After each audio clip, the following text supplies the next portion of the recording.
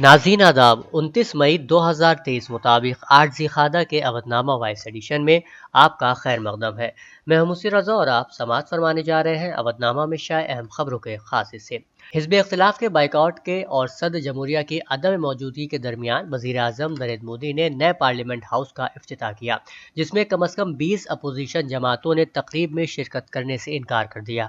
कांग्रेस समेत कई अपोजिशन जमातों ने तकरीब में शिरकत न करने का ऐलान किया था। अपोजिशन जमातों का कहना है कि मुल्क की सरबराह होने के नाते सदर द्रौपदी मुर्मू को नए पार्लियामेंट हाउस का इफ्तिताह करना चाहिए।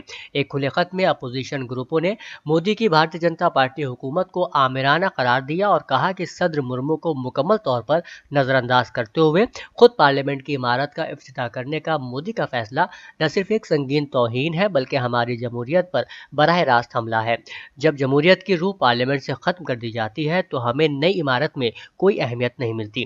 पार्लियामेंट की नई इमारत के इफ्तिताह के मौके पर वजीर आजम नरेंद्र मोदी ने जहां हिज़्ब इख्तिलाफ के बाइकआउट सदर जमहूरिया से इस नई इमारत का इफ्तिताह न कराना और सावरकर का जिक्र नहीं किया, वहीं उन्होंने कहा कि मुल्क की तरक्की के सफर में कुछ लम्हात अमर हो जाते हैं। उन्होंने कहा कि हिंदुस्तान की तारीख में 28 मई ऐसा ही एक दिन है। हिज़्ब इख्तिलाफ की जमातों ने मुश्तरका बयान जारी करके पार्लियामेंट की नई इमारत की इफ्तिताही तकरीब से दूरी बरकरार रखी। कांग्रेस लीडर राहुल गांधी ने इतवार के रोज पार्लियामेंट हाउस की इफ्तिताही तकरीब पर सख्त रद्द-ए-अमल जाहिर करते हुए वजीर आजम नरेंद्र मोदी को निशाना बनाया और कहा कि अवाम की आवाज पार्लियामेंट हाउस की इफ्तिताही तकरीब को वजीर आजम ताज पोशी समझ रहे हैं। दिल्ली पुलिस ने रेसलिंग फेडरेशन ऑफ इंडिया यानी WFI के सरबराह बृजभूषण शरण सिंह के खिलाफ पहलवानों के एक माह से ज्यादा तवील धरने के सिलसिले में सख्त रवैया अपना लिया है। दिल्ली पुलिस ने जंतर मंतर से नए पार्लियामेंट हाउस की तरफ मार्च करने वाले पहलवानों को हिरासत में ले लिया और जंतर मंतर से पहलवानों के खेमे भी उखाड़ फेंके। ख्याल रहे कि 23 अप्रैल से जंतर मंतर पर बृजभूषण शरण सिंह के खिलाफ एहतजाज करने वाले पहलवानों ने नए पार्लियामेंट हाउस तक पुरअमन मार्च का ऐलान किया था। पहलवान पहले से तयशुदा शेड्यूल के मुताबिक सुबह 11:30 बजे नए पार्लियामेंट हाउस के लिए रवाना हुए, ताहम दिल्ली पुलिस ने उन्हें रोकने के लिए रुकावटें खड़ी कर दी थी। पार्लियामेंट हाउस पहुंचने के लिए निकलने वाले पहलवानों ने दिल्ली पुलिस की रुकावटें तोड़ दी, जिसके बाद साक्षी मलिक समेत कुछ पहलवानों को हिरासत में ले लिया गया। मणिपुर के कमांडोज और शरपसंदों के दरमियान रियासत के कई इलाकों में तसादुम की सूरत हाल जारी है। ख्याल रहे कि मरकजी वजीर दाखिला अमित शाह का पीर को यहाँ दौरा होने वाला है और इससे पहले फौज और पुलिस ने इंतहा पसंदों के खिलाफ सख्त मुहिम शुरू कर दी है।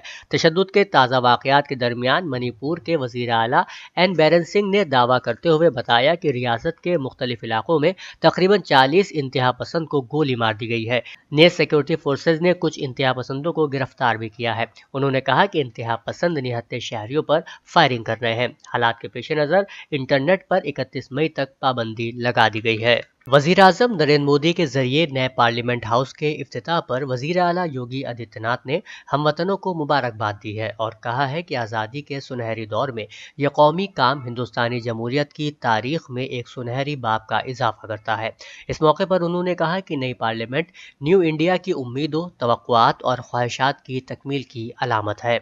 वहीं बीजेपी ने यूपी में 2 सीटों के लिए पीर को होने वाले कानून साज कौंसिल के ज़िमनी इंतखाबात के लिए अपने MLA को व्हिप जारी किया है।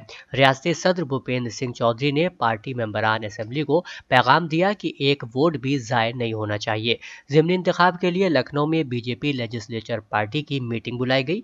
पोलिंग के दौरान क्रॉस वोटिंग के इम्कान के पेश नज़र बीजेपी ने वज़रा और व्हिप की क़यादत में ग्रुप्स बनाए हैं। मीटिंग में बीजेपी की हलीफ जमातों के MLA ने भी शिरकत की। समाजवादी पार्टी सदर अखिलेश यादव ने कहा है कि बीजेपी हुकूमत ने अवाम की परेशानियों और दिक्कतों को बढ़ाया है, इसको अवाम की तकालीफ की जरा भी परवाह नहीं। अखिलेश यादव समाजवादी पार्टी के रियासती हेडक्वार्टर लखनऊ में अजला से आए पार्टी कारकुनों और ओहदेदारों से खिताब कर रहे थे। उन्होंने कहा कि बीजेपी हुकूमत की पॉलिसियां ही सारे मसाइल की जड़ है। बीजेपी चकाचौंध की सियासत से अवाम को धोखा दे रही है। एक खबर के मुताबिक डेवलपमेंट हुकाम अब मनमाने तरीके से घर नहीं बना सकेंगे। पहले सर्वे करना होगा कि मकानात की मांग है या नहीं। सर्वे रिपोर्ट की बुनियाद पर तरक्याती हुकाम को एक्शन प्लान तैयार करके हुकूमत को फराहम करना होगा। लोगों की रिहायशी ज़रूरियात के मुताबिक मकानात की मांग और तामीर किए जाने वाले मकानात की तादाद का वाज़े तौर पर एक्शन प्लान में जिक्र करना होगा। महकमा हाउसिंग इसके लिए रहनुमा खतूत तैयार कर रहा है। तमाम तरक्याती हुकाम से तजावीज़ भी तलब की गई हैं।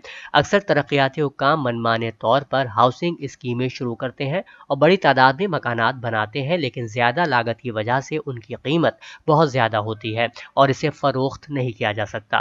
ایسے میں زیادہ تر مکانات کھنڈرات میں تبدیل ہو رہے ہیں اور حکام کی آمدنی بھی متاثر ہو رہی ہے۔ اس کے پیش نظر محکمہ ہاؤسنگ نے فیصلہ کیا ہے کہ اب ضرورت کے مطابق ہی گھر بنائے جائیں گے۔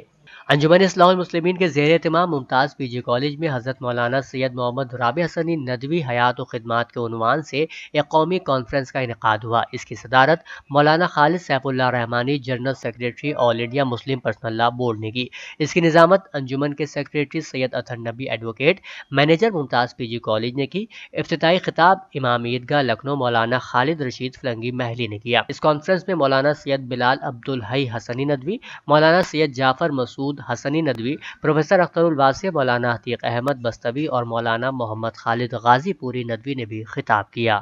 اودنامہ میں شائع جہانما خبروں کے مطابق 14 مئی کو پہلے مرحلے میں انتہائی کم فرق سے فتح حاصل نہ کرنے والے اردوان کو جیت کے لیے فیورٹ قرار دیا جا رہا ہے۔ کامیابی کی صورت میں ترکی میں اردوان کے اقتدار کی تیسری دہائی شروع ہو جائے گی۔